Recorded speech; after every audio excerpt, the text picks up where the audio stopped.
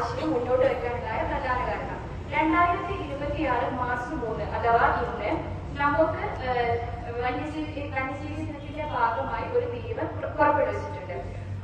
ഈ ഓരോ വർഷത്തെയും തീയതി പുറത്തുവിടുന്നത് പറയുന്നത് ഓരോ വിഭാഗത്തിൽപ്പെട്ട ജീവജാലങ്ങളെയും സംരക്ഷിക്കേണ്ടതിന്റെ ആവശ്യകത അല്ലെങ്കിൽ അവയുടെ ആവാസ വ്യവസ്ഥയിലെ അവയുടെ പ്രാധാന്യം എന്താണ് എന്ന് വ്യക്തമാക്കുന്നതിന് വേണ്ടിയിട്ടാണ്.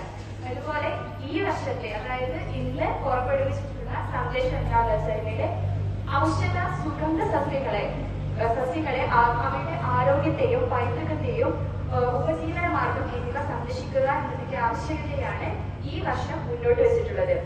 അതിൽ തന്നെ ആവാസ വ്യവസ്ഥയും മനുഷ്യ ജീവിതത്തിലും സസ്യജാലങ്ങളുടെ നിർണായക പങ്കിനെ കേന്ദ്രീകരിക്കുകയാണ് ഇതിന്റെ പ്രധാന ഉദ്ദേശം. ഇതിന്റെ ഭാഗമായി നമ്മുടെ കോളേജിന്റെ പരിസരത്ത് കുറച്ച് QR കോഡ് സ്ഥാപിക്കുന്നുണ്ട്. വന്യജീവികളുടെ ആവശ്യകതയും അതുപോലെ വനത്തിന്റെ ആവശ്യകതയും മുൻനിർത്തിക്കൊണ്ട് ഒരു അവബോധം അല്ലെങ്കിൽ ഒരു ബോധവൽക്കരണം സൃഷ്ടിക്കുക എന്ന ഉദ്ദേശത്തോടെയാണ് ഈ QR കോഡ് സ്ഥാപിക്കുന്നത്. അതുകൊണ്ട് തന്നെ ഈ QR കോഡ് ഏറ്റുവാങ്ങുന്നതിനായി പ്രിൻസിപ്പളെയും നൽകുന്നതിന് വേണ്ടി രജി സാറേയും ക്ഷണിക്കുന്നു.